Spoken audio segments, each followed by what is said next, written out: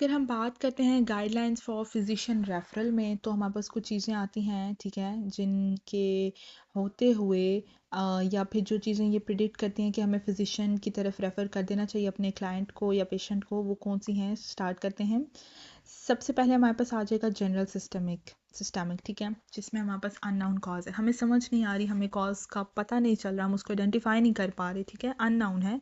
सो वो general systemic में आ जाएगी। Lack of significant objective neuromuscular sign and symptoms, ठीक है, हमें जितने न्यूरोमस्कुलर साइन एंड सिम्टम्स चाहिए वो हमें पेशेंट में नहीं मिल रहे, तब भी हमें रेफ़र कर देना चाहिए। Lack of expected progress, physical therapy intervention से पेशेंट को फ़र्क ही नहीं पड़ रहा, ठीक है। डेवलपमेंट ऑफ कॉन्स्टिट्यूशनल सिम्टम्स और associated sign and symptoms any time during the episode of care. Discovery of significant past medical history unknown to the physician. Changes in health status that persist 7 to 10 days beyond expected time period. Client who is jaundiced and has not been diagnosed or treated. For women अगर हम बात करें, low back, hip, pelvic, groin और सैक्रोइलिया के symptoms हैं without noun aetiological basis, ठीक है, मतलब हमें ना उसकी एटियोलॉजिकल बेस पता ही नहीं चल रही, ठीक है, और उसके साथ साथ उसको कॉन्स्टिट्यूशनल सिम्टम्स भी प्रेजेंस हो अगर, तो फिर हमें रेफ़र कर देना चाहिए। सिम्टम्स को रिलेटेड विद मेंसेस, ठीक है, any spontaneous uterine bleed after menopause, and for the pregnant women it's important to consider vaginal bleeding, any elevated blood pressure, increased Braxton Hicks uterine contractions in the pregnant woman during exercise. Vital signs report these findings, ठीक है, persistent rise or fall of blood pressure elevation in any woman taking birth control pills should be closely monitored by her physician, okay. Pulse amplitude that fades with inspiration and strengthen with expiration, ठीक है, ये कुछ important चीज़ें हैं, इनको mind में रखना है। Pulse increase over 20 breaths per minute lasting more than 3 minutes after rest or changing position. Difference in pulse pressure more than 40 mm of Hg. Persistent low-grade or high-grade fever, especially associated with constitutional symptoms, most commonly sweats. Any unexplained fever without other systemic symptoms, especially in the person taking corticosteroids. उसके बाद cardiac की अगर हम बात करें, cardiac system की, more than 3 sublingual nitroglycerins tablets required to gain relief from angina. For example एक patient है, वो 3 सबलिंगुअल नाइट्रोग्लाइसराइंस ले चुका है टैबलेट, फिर भी उसको रिलीफ नहीं हो रहा एंजाइना से, so it's time to refer. Angina continues to increase in intensity after the stimulus has been eliminated.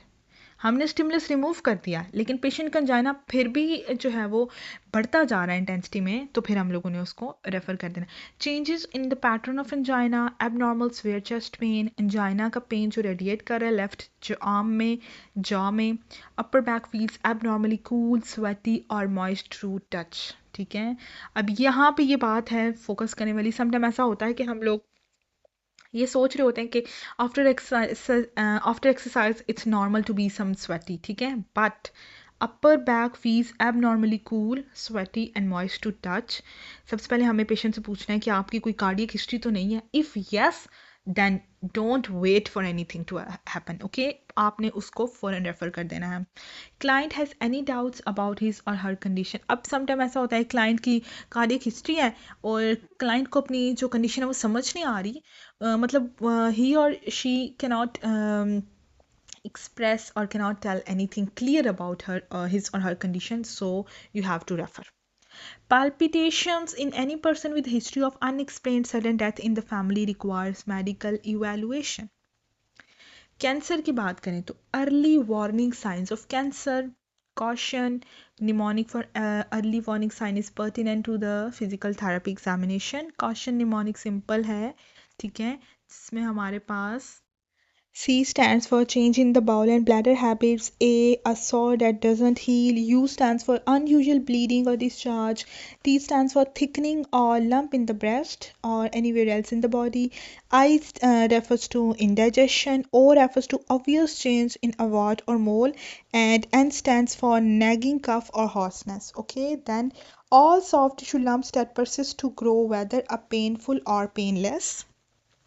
Any woman presenting with chest, breast, axillary or shoulder pain of unknown etiological basis, especially in the presence of positive medical history, self और family of the cancer, ठीक है.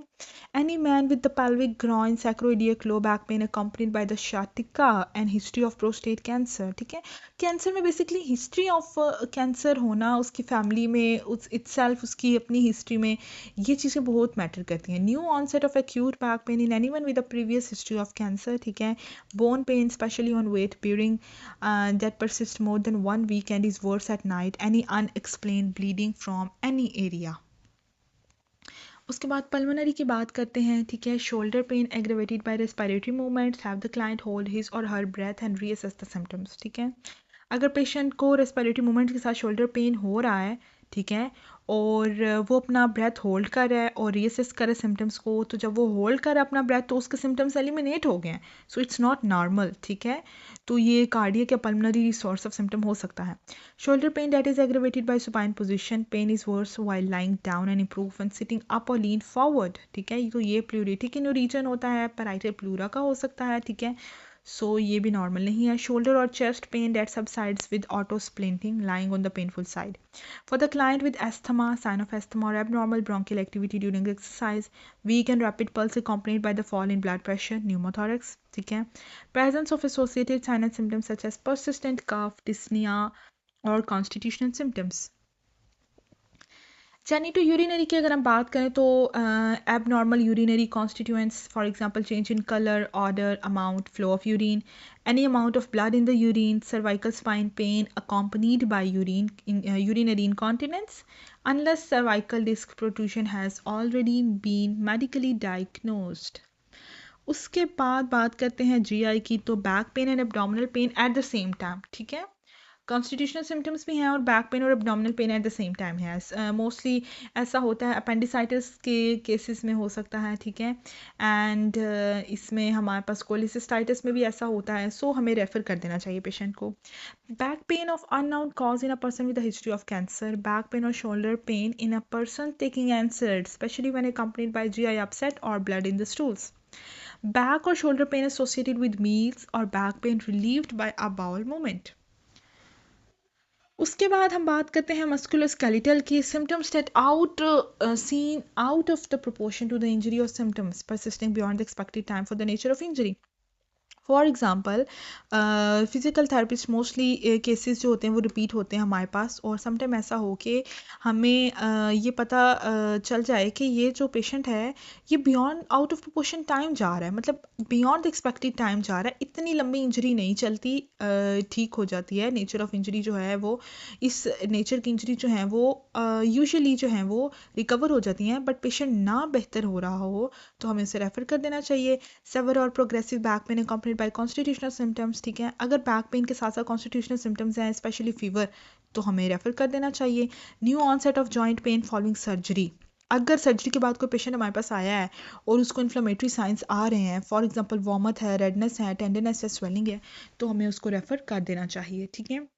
उसके बाद हम कुछ बात करते हैं precautionary contraindications to the physical therapy, ठीक है. इन कंडीशंस में फिजियोथेरेपी बिल्कुल भी नहीं करवाएंगी, कॉन्ट्रा इंडिकेटेड है फिजिकल थेरेपी, ठीक है. और अनकंट्रोल्ड क्रोनिक हार्ट फेलियर और pulmonary oedema, active myocarditis, resting heart rate 120-130, resting systolic 180 to 200, resting diastolic 105 to 110, moderate dizziness, near syncope, marked dyspnea, unusual fatigue, unsteadiness, irregular pulse, post-operative posterior calf pain. उसके बाद हम बात करते हैं red flags की, ठीक है. रेड फ्लैग्स में हमारे पास client doesn't improve with physical therapy intervention, ठीक है. ये रेड फ्लैग है कि वो ठीक नहीं हो रहा या वो वर्स हो गया है. Client is not making progress consistent with the prognosis. जो हमने प्रोग्नोसिस बनाया था, क्लाइंट उसकी प्रोग्रेशन नहीं कर रहा, ठीक है. If someone fails to improve his physical therapy intervention gets better then worse. पहले वो बेहतर हुआ है, फिर वो बहुत ज़्यादा उसकी हालत ख़राब हो गई है, और जस्ट गेट वर्स, या वो मतलब directly after physical therapy intervention उसकी कंडीशन जो है वर्स हो गई है. तो ट्रीटमेंट प्रोटोकॉल में कहीं ना कहीं may be in error. ठीक है, certainly the first steps are to confirm your understanding of the clinical presentation, repeat appropriate examinations and review selected interventions, but also consider the possibility of systemic and viscerogenic origin of the symptoms.